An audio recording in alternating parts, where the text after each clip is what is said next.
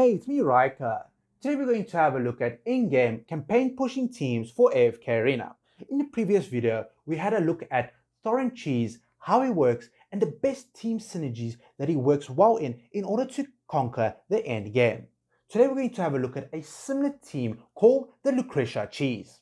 Now this revolves around one primary hero, being Lucretia.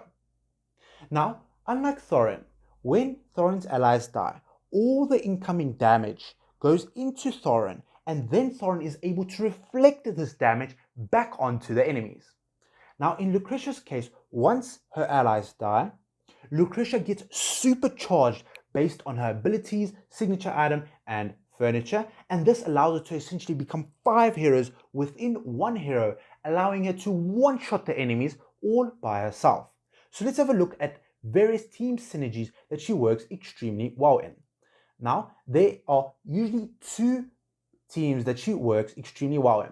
The first team is the Eironn 5 pool, and the second team is a heavy support team. Now, you can see this in this case, where Lucretia is supported by 3 supports, being Helios, Namora, Mortis, and we have an additional hero who provides extra haste and energy for Lucretia. So, how does this team work?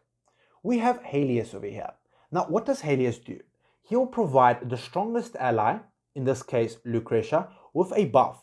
Now, this buff provides Lucretia damage and damage reduction. So this allows Lucretia to essentially give her a bit of time so that she can build up her defense and start one-shotting all the enemies by herself. Then we have another ally, another support, being Namora. Now, once you have 9 furniture on Namora, what this does, this will charm the enemy closest to Namora for the first period of time. So in this case, as soon as Namora enters battle, she'll immediately charm Kaltha, essentially putting Kaltha on your team for the first couple of seconds of the battle. And then we have another hero, Mortis. Now, Mortis can provide 2 very important buffs. Survivability through his life leech that he'll provide, and he can also provide attack damage increase for Lucretia. So when he ults Mortis, he'll provide a buff on Lucretia that provides attack damage increase and life leech. This will keep Lucretia alive and healthy for the entire duration of the fight, no matter what opponent she is fighting. And then we have another hero. Now this is Leica. This hero is usually used in the 5 pool as well, where Leica essentially provides haste, which is necessary for Lucretia in order to get her started, and Leica also provides a bit of energy for Lucretia to start using her ultimate and start cancelling the enemy's ults. Now in this case, because the enemy the enemies that do not need to be grouped up, Lucretia ultimate is not as effective as it usually is. So because her ultimate is an area of effect where she's able to cancel the enemy's ultimates, allowing it to essentially stop a significant amount of damage being put into Lucretia. So as you can see, both the cube and Mortis was able to buff Lucretia, and this allowed Lucretia to essentially one-shot already 3 out of the 5 heroes. There we go, another hero has perished, and now we are waiting for Thorin to be one-shotted as well. So as soon as Thorin comes up, instead of Thorin being able to use his ultimate, Lucretia will constantly keep cancelling Thorin's ult because of her 9 furniture. Now this is crucial level investment in her to essentially when you are fighting heroes such as Thorin, Brutus, or various other stall-based heroes, Lucretia can essentially cancel these ults and allow you to claim victory over the battlefield. Now you can see all of her allies have perished. However, Lucretia is easily at full health and constantly gaining energy and survivability in order to be able to deal damage to the enemies. There we go, I sped up the battle, and she has claimed victory over her opponent. There we go. Now, let's have a look at a few different teams that she also might work extremely well in. So as I mentioned before, we have the team that I showed above, which is the support or buff team that was shown now. Now, there's another team called the stall-based team. Now what this does is you have Lucretia and then you have Brutus. Now then the backline is usually support-based heroes. So Helios will provide the damage and damage reduction for Lucretia. Hodgkin over here will provide a bit of attack rating and defense. And then we have Mortis over here, who once again will provide attack rating and life leech for Lucretia. So what happens in this team? The back three heroes will essentially nearly immediately die as soon as the battle begins. And then we have two heroes left, being Brutus and Lucretia. Now, there's something special about Brutus. Brutus becomes immune to all damage for a couple of seconds of battle. Now, what this means is you can put the relic called Barricade on Brutus. And what this does is when an ally with the highest combat rating suffers fatal damage, the damage shall be ignored, so essentially making that hero immune to damage for that specific hit, and the hero equipping that artifact loses 40% health. Now, because Brutus has the shield and is immune to all damage, essentially he'll negate this 40% of his health, and he can trigger this a couple of times in battle, depending on how long he is able to survive. Now, this is another team that you can use with Lucretia. And then there is the 5-pool team. Now, this revolves around Eironn, usually placed in the back middle position. And then we have Skreath over here. And then we have two additional slots.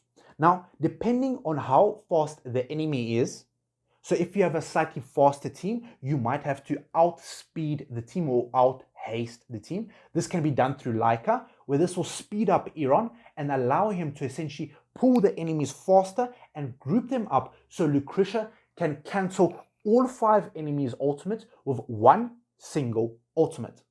Then we can have an additional support. Now this can be any support that you want. So you can either put Brutus in here to stall even longer. So once Brutus pops his immunity shield, he'll be able to provide a barricade for Lucretia, while the other 3 heroes have died and buffed Lucretia tremendously. Now, even if Brutus over here dies, he still provides the necessary buffs such as attack rating and haste for Lucretia to keep on dealing damage and claiming victory for your allies. Now, there are numerous other teams. There also is an Invade-based team where you have heroes such as Scrag. So what happens is, based on Scrag's furniture over here, depending on how far you are in the enemy's backline, you'll gain damage reduction, and if you have the 9 furniture, you'll gain also energy depending on how long Scrag is alive. So what this team looks like is Lucretia and Scrag. Then you have some Invade heroes, or you can have additional 3 supports. So you can put heroes such as Nomura, then you can also put in heroes such as Helios and Mortis. And once you have done so, essentially Lucretia will invade the enemy backline and gaining all the necessary effects of Scrag's buffs. Now, the buffs that Scrag provides for Lucretia will only be active if Scrag is alive. So Scrag's buffs will only be valid if Scrag is alive. So if Scrag dies, only his 3-piece furniture will only be active if Lucretia remains alive and in the enemy's line of battle. Now, an additional thing that you can equip Lucretia is her relic. Now, depending on the relic that you use on Lucretia, you can get various buffs. But usually the Jewel Blades or Jewel Divinity is the superior relic for Lucretia to use, as this provides a crit damage amplification, allowing it to deal more damage. However, the main thing why you are using Jewel Divinity is for the invade aspect that it provides. During the first 35 seconds of battle, every time the wielder deals damage to an enemy while on the enemy side of the battlefield, Lucretia's attack rating will increase by 3% and damage they receive will be reduced by 3% as well. So essentially you can have 30% damage increase and 30% damage reduction for the first 35 seconds of battle. And this can be upgraded all the way to 5 stars, where this effect becomes 50% increased damage and 50% damage reduction. This is a significant buff that you can use on Lucretia in order to keep her alive and to be able to claim victory for you faster within the duration that her signature item and furniture provides. This is an extremely powerful hero and can work at extremely high deficits.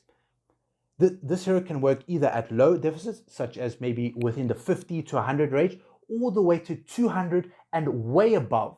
So this hero is extremely versatile with the heroes that you can provide for Lucretia, and she is extremely powerful when dealing in the endgame.